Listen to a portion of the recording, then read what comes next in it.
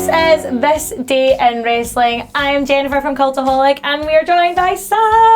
All right. We've made it this far. 23rd of April, 23. We're nearly done with April. 23. It has been a very eventful month. Yeah. I'm knackered. Me too. But let's see what happened on the 23rd of April. Yes, what did? Yes. Let's cut to the chase. So 1990. Yeah. Right. A tournament happened to crown a new Intercontinental Champion. Yeah, after Warrior vacated it. So Mr. Perfect ultimately defeated Tito Santana to become the new IC champion. What do you make of Mr. Perfect? To be honest, know of him, don't know much history. It was a wee bit before my time. Yeah. And stuff, so I don't know, I should very much educate myself. I mean, he pretty much lived up to his name. He was a really immaculate in-ring worker, an incredibly safe, almost sort of ring general figure. He just knew, it was like he was born to be in a ring. Yeah. Obviously, he was a second generation star. So, I mean, he just sort of grew up in and around the industry, and I guess he just got it more than anybody else. But he had some incredible matches with Bret Hart, again, another second generation star throughout his career. There's also a really famous video of just showing how good he was and how aware of everything that was going around him. Chris Jericho's going for a lion salt. Right. And Mr. Perfect, he sees that Jericho sort of slips. And it's a similar situation to what could have happened. Well, what happened with Hayabusa could have happened, where he would have landed on the back of his head, and it would have just driven his neck back, and that would have been it. Neck would have just snapped. So Mr. Perfect throws his knees up and just catches Jericho and just gently lowers him, just completely in the middle while he's selling as well. Just knees up, and then just drops him very carefully. It's really good. He saved Chris Jericho's life. Yeah, and he's just an amazing worker. I think it's just a shame that Curtis hasn't really been given anything major to run with, and then I just don't feel like they've ever really believed in him. Oh, really? Fully, yeah. Do you think maybe that's because they're trying to get away from because who your parents are? Well, they did the whole Better Than Perfect thing. He had the whole thing with Heyman. I'd really love for him to have a big push. A big push. Yeah, because I think being from the family he's a very gifted wrestler, so it'd be nice one day to see him have something like that. Yeah, but, always be nice for anyone to have that, but yes, especially. What else happened then?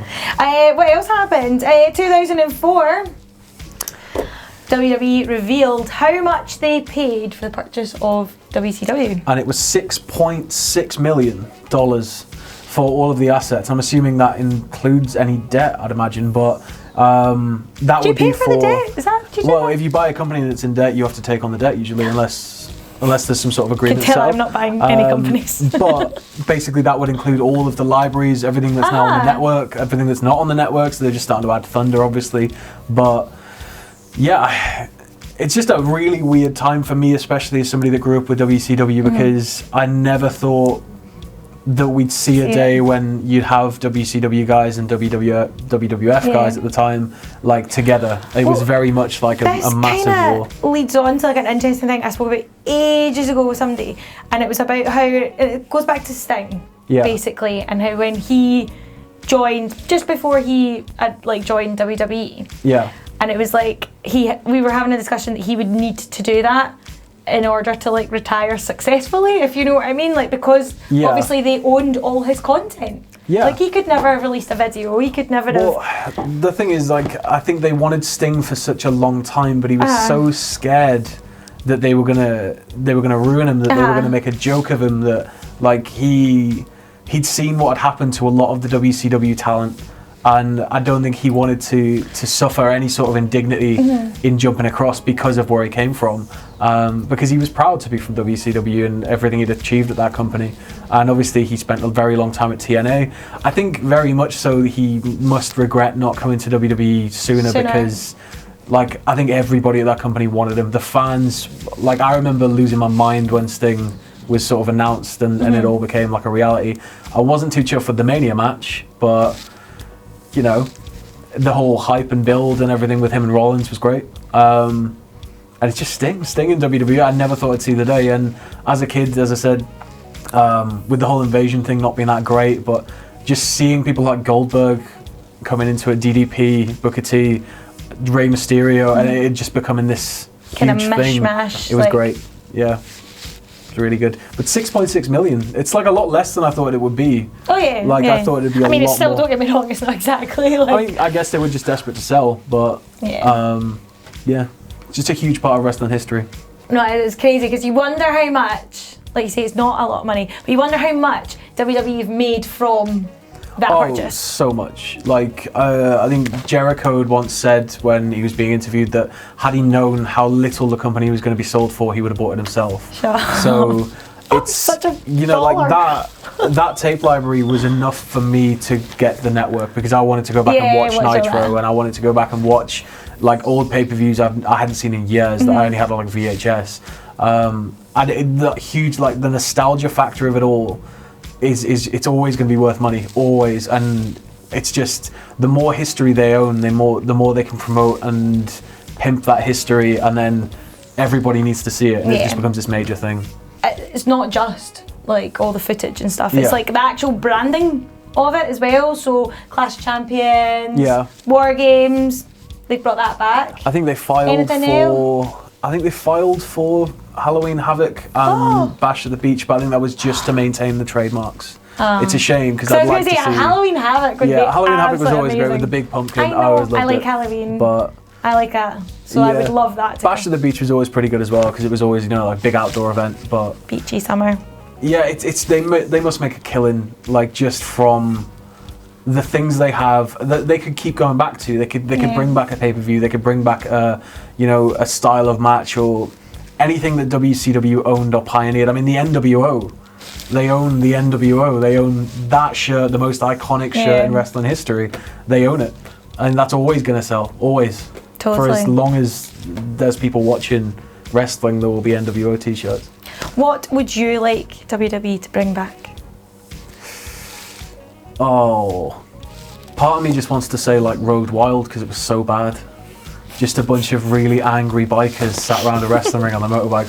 But I'm a big sucker for Halloween Havoc. I think like themed pay-per-views I love, and I love the sort of pageantry of the really crap, like naff, like polystyrene gravestones and the huge inflatable pumpkin that was never ever secured properly so it would jiggle. Just I love really corny stuff. So do I. It was all dry ice and it was all purple. It was great. Perfect. It's actually perfect. It was great. Please bring it back. So in 2006, a rumour got leaked out. Yeah, on this day, the rumours started to leak all over the internet. All over the internet. That WWE was thinking of rejigging. Well, they were in talks to bring back ECW. Well. Yeah, there you go. And that was it. And they were thinking about retooling it and seeing what they could do with it. Apparently they were looking Were they talking to talent at the time? Yeah, so apparently they were approaching like ECW Originals. Apparently they were thinking about what it could be. Should it be a standalone company? Should it be a wing of WWE? Should it be an extra brand? Should it be something that WWE is publicly involved with? Or should it be something that sort of stands away from it? Apparently they were very very carefully weighing up all their options.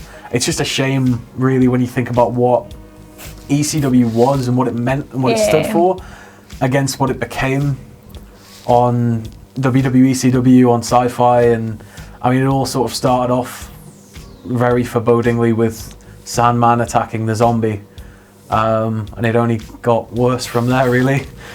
I mean, I don't think they should have ever brought in WWE talent to WWE, CW. I think you could have guys like Punk and stuff, but I would have preferred because it kind of came through, like a lot of people came through for if it had been like NXT, where it sort of has its own dedicated roster that never really moves, and the guys, when they leave, they don't really go back. I think that would have been better for ECW when it was WWE's show. And had it not been a brand as well, I think it would have been a lot better. But it's just a shame. Still love ECW though. Yeah, it's great. So 2007 saw an incredible match and ridiculously long match as well. On UK soil. Exactly. John Cena versus HBK. Yeah, Cena, Shawn Michaels, 1 hour to close out Raw at Earl's Court, London. It's widely regarded as the best Raw match in history, and it's just amazing. But the crowd it's just a roller coaster when you're watching that match. Like, the crowd are just going through every single emotion available. It's got everything, that match, just everything. I think, like, both guys sort of, Cena's obviously at the peak of his career at this point. Michaels was sort of, I guess, on the downswing, but he's never going to miss a beat. It's Shawn Michaels. So it's just two of the all-time bests going at it for an hour. For an hour to close out Raw. It's just amazing. Worth the money alone. Yeah. Plus, when you figure out the wee fact, as if we needed a reason to love him anymore, it was John Cena's birthday. It's John Cena's birthday. Case closed. It's the best day ever. Do you think he pulled that, like, for his birthday present? It's like, I want Shawn Michaels for an hour. Like, made Vince get Shawn in. I don't know. Janky would do that. Janky would just be like, anything you want, Cena. Because that would be a pretty cool present. It was a good present. Yeah. But it's a great way to spend his birthday. Imagine a grafter doing that on your birthday. Yeah. What I'm age sure is he had a good night, though. I don't know what age he is. He was born in 1977. And this was in 2007. Oh wait, so he's only... So he's 30. Oh no, he's not. He's 40. He's 40 now. No, he's not. He's 41 he's today. He's 59. He's 41 now. He's 68. He's 41. 68 years old, Adam. He's 41. He's 41 today. I thought you were on about his age at the match. No, why would I care? I don't know. 41. Why I said 30. Happy birthday, John Cena, from me especially to you. You are the best. You're all right in my book, John. You go get that Undertaker. I love you. Which happened already. I was going to say. So that was this day in wrestling, and you can follow me on Twitter here. If you like what we do at Cultaholic, you can support us by pledging to our Patreon, patreon.com/Cultaholic. And most importantly, don't forget to hit subscribe and join us.